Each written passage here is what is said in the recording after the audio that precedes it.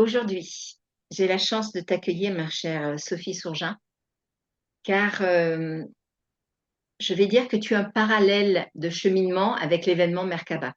Donc, je vais expliquer un petit peu comment, mais d'abord, je vais te présenter.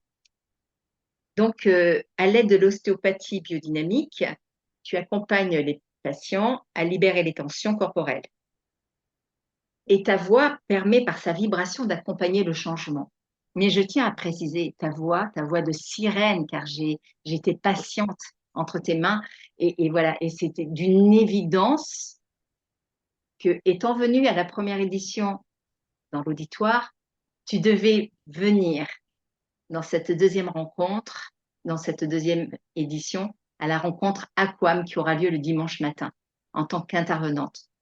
Donc ça aussi, j'ai envie de dire que c'est le cheminement de la Merkaba de cet événement, le fait que une personne comme toi dans l'auditoire puisse aussi, pour une deuxième édition, venir en tant qu'intervenante. Donc, comme toutes les mini-interviews, ma chère Sophie, j'aurais deux questions à te poser. Et comme à chaque fois, je le précise, ces questions, elles sont posées 2 minutes avant l'enregistrement. Donc, du coup, pendant que moi, je parle, ça cogite dans la tête des personnes interviewées. Mais je trouve ça très, très beau que, voilà, il y ait cette fraîcheur, cette spontanéité. Donc, la première question que je voulais te poser, que je t'ai posée, ma Sophie, c'était, alors, en effet, on parle de l'événement Merkaba, l'esprit de la science, mais il y a aussi dans cet événement un cheminement personnel qui nous est propre à chacun. Et justement, je voulais savoir si tu pouvais nous partager le moment où tu as pris conscience à travers nous de la mise en place de cet événement jusqu'au jour où tu t'es retrouvé pour la première édition dans l'auditoire. Bonjour Sandrine et merci beaucoup en fait pour cette mini-interview de présentation. Alors, pour ce cheminement dont tu parles, effectivement, l'année dernière, je faisais partie de l'auditoire et j'étais tellement enchantée d'avoir participé de cette façon-là à l'événement magnifique de Merkaba. Parce que pour moi, ça a été une expérience de partage de connaissances et en plus au-delà de ce partage, ça a été nourrir un éveil à la vie, à notre vie sur Terre en tout cas. Et pour moi, j'ai tellement aimé participer à poser des questions aux différents intervenants parce que plein de choses m'ont interpellée. Et on nourrit en fait ma curiosité, mon envie de savoir, voilà, ce besoin de connaissance en fait, avide de connaissance du vivant et de ce qu'est la vie en fait.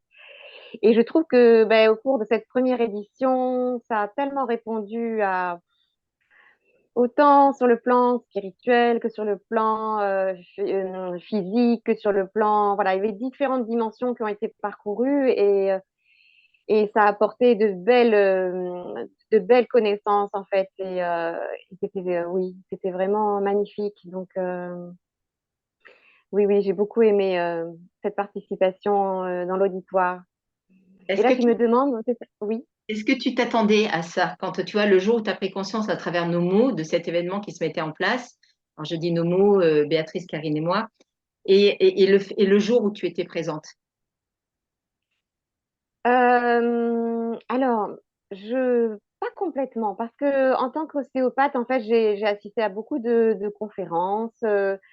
Même avant d'être ostéopathe, j'étais ingénieure dans l'eau. J'ai aussi assisté à des conférences que, voilà, et c'était pas du tout ce que j'ai retrouvé dans l'interaction entre l'auditoire et les intervenants. J'ai trouvé ça ben, complètement nouveau, puisque l'auditoire, c'est comme si nous étions dans un bateau en train de voguer sur les flots, en fait, et ensemble, il se passait comme une espèce de communion entre les intervenants et l'auditoire. On se sentait complètement embarqué, en fait, dans l'expédition, on va dire. On se sentait complètement acteur aussi de l'expédition. Donc, finalement, d'être d'un côté ou de l'autre, c'était aussi fort, j'imagine. Ouais, c'était aussi fort.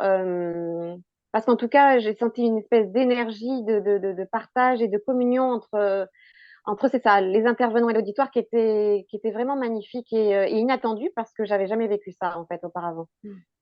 Et alors, c'est marrant parce que du coup, je t'ai posé deux questions avant et je m'aperçois que j'ai des petites questions qui viennent en cours de route à travers l'échange que tu nous apportes. Et justement, je voulais te demander, le fait d'avoir trois intervenants par rencontre, en tant qu'auditoire, trois intervenants par rencontre de communautés de savoirs différents. Et je voulais savoir quel était ce ressenti parce que je pense que c'est important de le partager. Et ton avis m'intéresse, ma Sophie. Ah, alors, à chaque fois, en fait, moi, je trouvais que c'était riche. Parce que c'est vrai que tu as raison, dans la plupart des conférences, en fait, auxquelles j'ai pu participer, c'était un intervenant. Ou alors un intervenant par intervenant, en fait. Mais il y avait, enfin, je crois que j'ai jamais vu, en fait, une intervention avec trois intervenants. Et c'était tellement riche parce que chacun, en fonction de son domaine, de ses connaissances, en fait, et qui résonnait, en fait, avec les connaissances des autres. Donc, il y avait autant une communion entre ces intervenants-là et ça générait eh bien, une communion avec l'auditoire, en fait. Donc, je trouvais ça d'autant plus passionnant et d'autant plus vivant, peut-être même. Je sais pas, il y avait quelque chose de très dynamique, mais dans le vivant. Oui, oui, c'est plutôt comme ça que je l'ai ressenti, en fait. Super. Alors, la fameuse deuxième question, où il y en a eu plusieurs entre, mais du coup, je veux vraiment que tu nous parles un petit peu plus de toi. Alors, donc, comme indiqué, tu vas participer à cette rencontre à Aquam qui aura lieu le dimanche matin, aux côtés de Philippe Bobola et de Yannick Mitae. Mais je voulais connaître la résonance du fait que tu interviennes, que tu t'installes en tant qu'intervenante par rapport à ton vécu, à tout, à qui tu es, à ce que tu pratiques aujourd'hui, à ce que tu as été avant. Et voilà, je voulais que si tu l'acceptes, de nous partager justement cette résonance, ce cheminement. Et je t'en remercie beaucoup, Sandrine, parce qu'effectivement, quand vous m'avez fait la proposition d'être intervenante cette fois-ci, en fait, dans cette magnifique deuxième édition, au fond de moi, effectivement, ça a été tout un cheminement. Je me dis, ah oui, mais qu'est-ce que je vais pouvoir leur apporter? Et alors, effectivement, tu m'avais signifié que c'était pour Aquam. Avec Philippe Bobola et Yannick Mitae, en fait, que j'ai eu, alors Philippe Bobola, que j'avais eu la chance de découvrir lors de la première édition, magnifique personne, très riche, voilà, avec des connaissances vraiment très, très riches.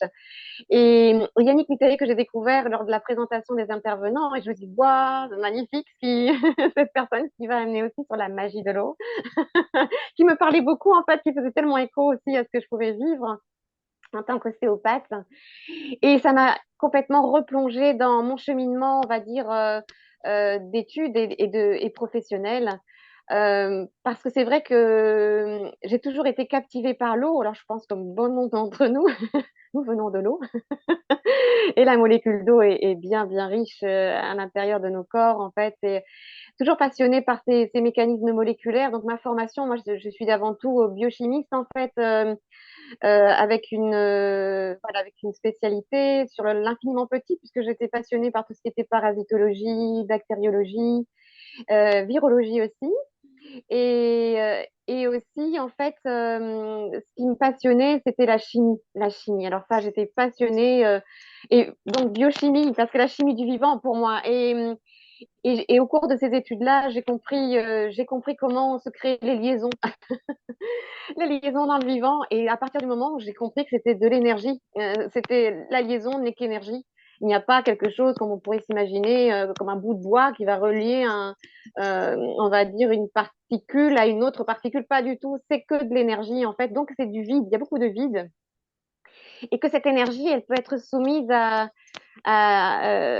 différentes, enfin, ce qui constitue la liaison, pardon, les éléments qui constituent énergétiquement cette liaison peuvent bouger en fait, mais par un effet vibratoire en fait. Donc déjà, ça m'a donné beaucoup de compréhension. Et quand tu m'as demandé d'intervenir, enfin vous m'avez demandé avec toutes les trois en fait à participer à Quam, en fait, ça m'a fait faire un petit peu un retour en arrière de toutes mes connaissances et c'est là devenu ces derniers jours une grande évidence en fait que même en ostéopathie, ça m'a fait comprendre de par les techniques et de par ce type d'ostéopathie qui s'appelle l'ostéopathie biodynamique, qui se disait soi-disant fluidique. Alors j'avoue que pendant beaucoup d'années, j'ai pas compris pourquoi fluidique.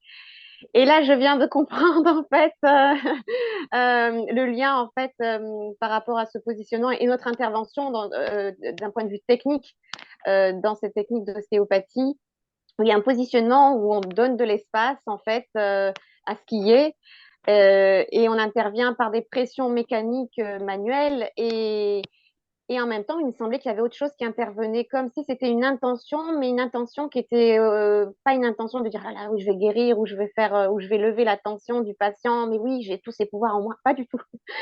Je voyais bien qu'en ouvrant l'espace dans ce qui était, il y avait une autre énergie qui intervenait parce qu'on avait un positionnement un peu pseudo-méditatif. D'ailleurs, je m'étais posé la question de ce positionnement un peu d'état second, puisque les patients, la plupart du temps, s'endormaient. Et même ceux qui accompagnaient, les accompagnants s'endormaient aussi. Donc je me dis, il y a quand même un effet au-delà au-delà du corps qui est sous mes mains. Donc bien sûr, je me suis dit qu'il y avait une interaction énergétique qui était quand même très forte aussi. Et là, je viens de comprendre tout récemment, en posant la voix, puisque cet outil est venu à moi de poser la voix plutôt en chant, ce qu'on appelle diphonique, qui comporte de nombreuses harmoniques. En fait, c'est très très riche en harmoniques. Et en posant la voix, on va dire, dernièrement, je me suis aperçue que les tensions se dénouaient plus facilement dans le corps des patients. Et donc, pour moi, il y avait un effet vibratoire de ce son, en fait. Et Yannick va très bien en parler aussi. C'est la résonance vibratoire conduite par l'élément eau, parce que pour moi, de par ma formation, l'eau est un magnifique conducteur et on le sait tous aussi, plus ou moins, mais elle a tellement d'innombrables propriétés physico-chimiques. En fait, l'eau, elle est merveilleuse. Et pour moi, elle est un conducteur de la vibration énergétique. Donc, comme on est constitué quasiment que d'eau, sous différentes formes, condensée ou fluide, voilà, justement.